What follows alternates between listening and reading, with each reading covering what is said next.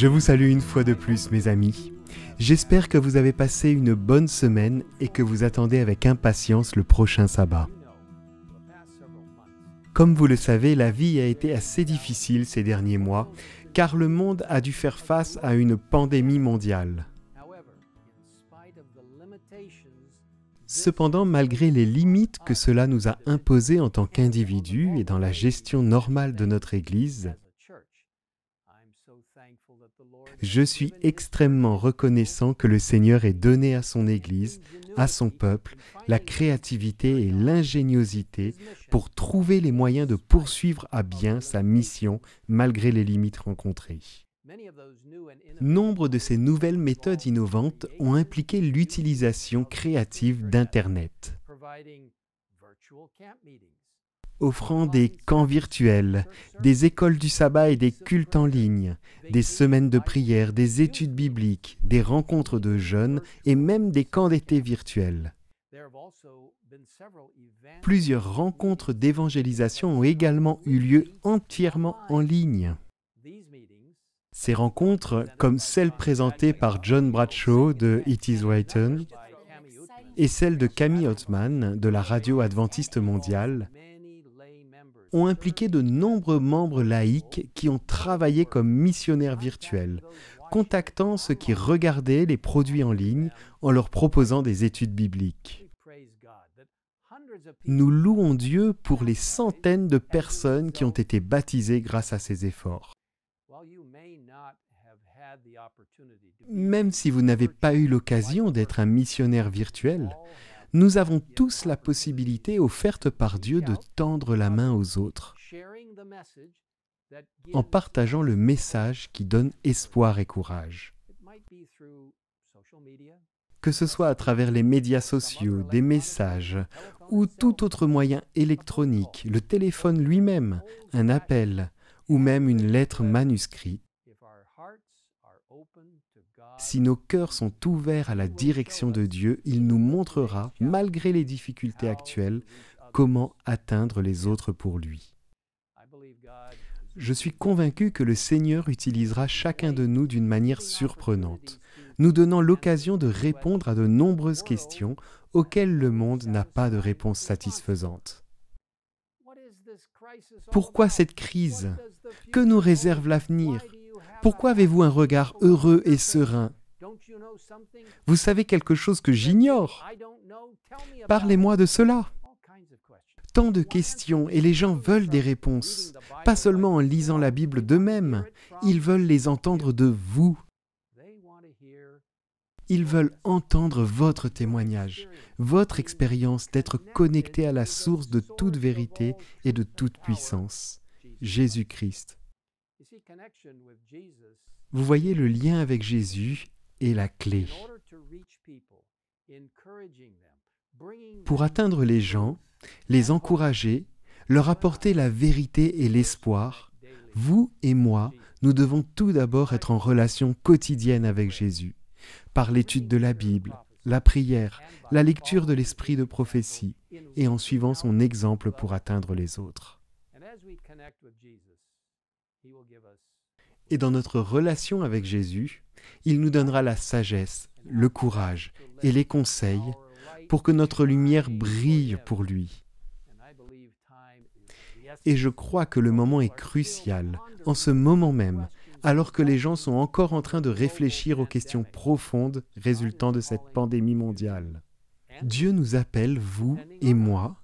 C'est à nous d'atteindre les autres pour lui. Dans le livre puissant de Romains, les Saintes Écritures nous donnent une compréhension claire de la justice du Christ, en nous montrant comment nous sommes si dépendants du Seigneur lui-même et comment cela fonctionne de manière pratique par l'expérience quotidienne avec lui. Vous voyez dans le chapitre 12 de Romains, et je dois vous dire que Romains 12 est l'un de mes chapitres préférés. Si pratique, dans les 2 premiers versets, nous lisons ce qui suit. « Je vous encourage donc, frères et sœurs, par les compassions de Dieu, à offrir votre corps comme un sacrifice vivant, saint, agréable à Dieu, ce qui sera de votre part un culte raisonnable. Ne vous conformez pas au monde actuel, mais soyez transformés par le renouvellement de l'intelligence, afin de discerner quelle est la volonté de Dieu, ce qui est bon, agréable et parfait. Ici, Dieu nous demande, à vous et à moi, d'être un sacrifice vivant, non seulement au niveau physique, mais aussi spirituel. Nous devons avoir une influence puissante sur les gens en tant que fils et filles de Dieu, notre Créateur. Il veut que nous fassions partie de son grand message final. Et pour ce faire, nous devons être connectés à lui et non au monde. Alors que nous attendons avec impatience le retour du Christ, je crois que l'un des plus grands défis auxquels nous, en tant qu'adventistes du 7e jour, sommes confrontés n'est pas le coronavirus, les guerres nucléaires, la persécution religieuse ou d'autres horribles situations. La pire chose à laquelle nous sommes confrontés est la fierté et le moi. Dieu nous demande de nous humilier et de nous honorer les uns les autres, de pratiquer l'altruisme, caractéristique de Jésus-Christ. Dans le merveilleux livre Service chrétien, l'un de mes préférés, on peut lire « Notre besoin le plus grand et le plus urgent est le réveil de la vraie piété. Notre première démarche doit être de la rechercher. » Vous voyez, nous devons être fermement liés au Christ, par sa parole, la prière et le partage de sa parole. Alors, Dieu nous permettra d'aider les autres en servant les autres avant nous. Que Dieu se serve de vous aujourd'hui et dans les jours à venir pour atteindre le plus grand nombre de personnes possible, en reflétant son amour et sa sollicitude et en partageant la bonne nouvelle qu'il revient très, très bientôt. Prions ensemble. Père Céleste, nous te demandons de nous aider à nous présenter par ta puissance comme un sacrifice vivant. Quelqu'un qui est utilisé par toi dans tous les aspects de sa vie.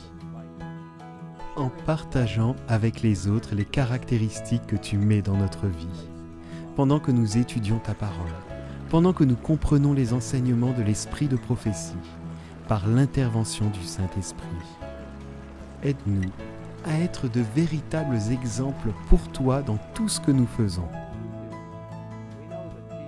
Nous savons que Jésus revient et nous te demandons de nous utiliser pour démontrer la puissance de la justice du Christ, l'essence même du message des 3 anges d'Apocalypse 14.